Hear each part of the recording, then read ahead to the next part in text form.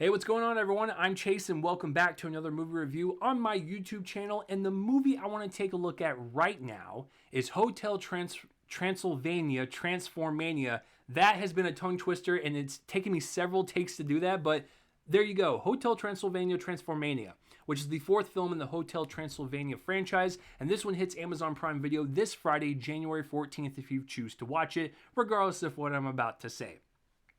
So my experience with this franchise, believe it or not, I was watching this one and I was thinking to myself, did I ever see 2 and 3? Oh my God, I may have never seen 2 and 3. So you're getting my perspective from the first one and the fourth one only. So, and the thing is, like with the first one, I didn't dislike it. I really enjoyed it for what it was. You know, it's a goofy family animated comedy. Definitely it operates at the speeds of like the Minions movie or like Despicable Me, where it's just this fast kind of approach to comedy and animation and style, and it really has this energy that just keeps going and doesn't slow down, but that can work for capturing a kid's attention. So it's that type of animation for sure. And then watching the fourth one, that pretty much solidified that. But yeah, so I liked the first one, and you know I just never watched 2 and 3, but I wanted to give the fourth one a shot. It's its final adventure, so why not? So this one has Drac and his pals and Johnny. They kind of run into this situation where one of the scientists in Hotel Transylvania creates this machine where it turns monsters into humans, humans into monsters, and so all of them are switched. And so Johnny and Drac have to go to this island to find a cure so they can fix themselves and yada yada yada. Yeah, so you know it's the final one in the franchise. Good for them for making it to number 4. That's not an easy thing to do. So, what in the Sam Hell Red Bull Coffee Mountain Dew cocktail movie is this? All jokes aside, this movie is one of the fastest animated movies I've seen in quite some time.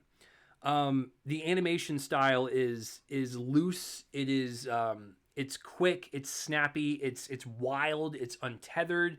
The jokes are flying 1,000 miles per hour. A bunch of them are sticking to the wall, and some of them stick, some of them don't. The voice performances also have that energy to match the animation style. It looks slick. It runs at a full-on sprint the entire time.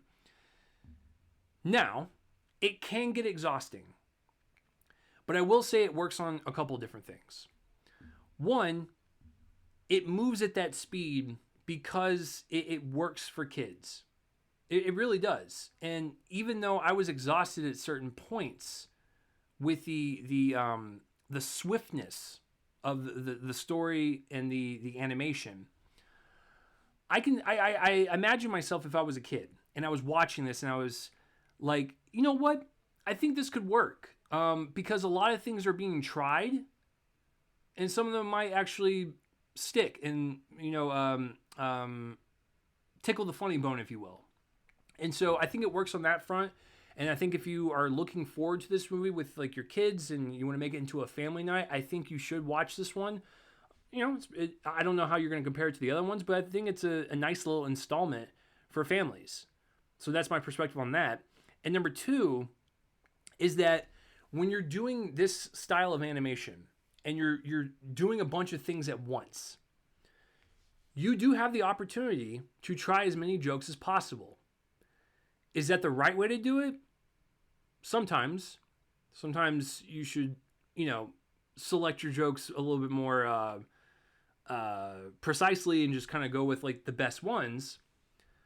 But I appreciated this movie for not stopping or not trying. There was even a couple of jokes that even got me.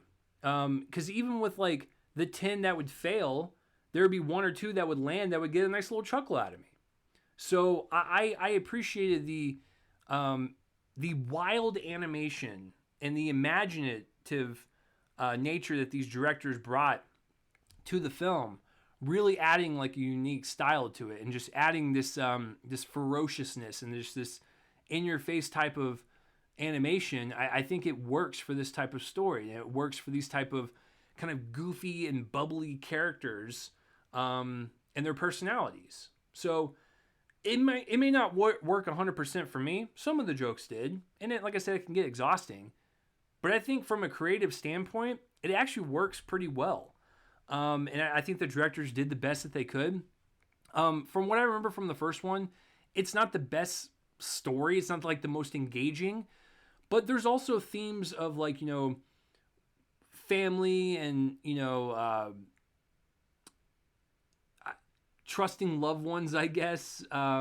Seeing people for who they are and like, realizing the good in every single people, just stuff like that, just harmless, basic themes and messaging that, can come across to kids. And I think it is a positive, outlook for them. So once again, you're talking to me as the 32-year-old, this may not work with me 100%, but I think this is going to work gangbusters for kids. I think this is it's going to work very well for them. So, yeah, so I think from a directing standpoint, I think they nailed it in terms of all that.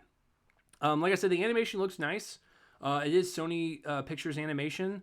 Cloudy with a Chance of Meatball, Spider-Verse, they have a very nice diversity when it comes to animation styles, and this it's nice. The voice performances, I think all did pretty good for the most part. It is a little sad to not see like Adam Sandler and Kevin James and some of the prominent names that have been throughout the Hotel Transylvania franchise, but I think everyone that replaced them did the best that they could. And what I also appreciate is, once again, the performances matching the energy of the animation. That's hard to do. Andy Samberg is the lead in this, and so is Selena Gomez. But what I like about both of them is that Andy Samberg turns it on to a 100 at all times, but it works. Selena Gomez is more of like a 10 or like a 20. Like, she's a little bit more dialed down, but like that yin and yang and that contrast with their relationship and their voice performances, it balances out. So it's not just like go, go, go, go. Like there are certain performers that tone it down a little bit so that you can kind of go back and forth. But I thought everyone, in terms of voice performances, brought their A game. And it's a lot of people will think like, hey, you're in a sound booth, like it's going to be easy, just record some lines, you'll be fine. It's like, no, you have to make these characters come alive. You have to make them be like these living, breathing things that you're watching on screen, even though they're hand-drawn. And so Sandberg does well, Selena Gomez, Brian Hull, I believe, he plays Drac. There's no Adam Sandler, but he gets the job done. And everyone else that's a company supporting cast, all feel like they're having a fun time.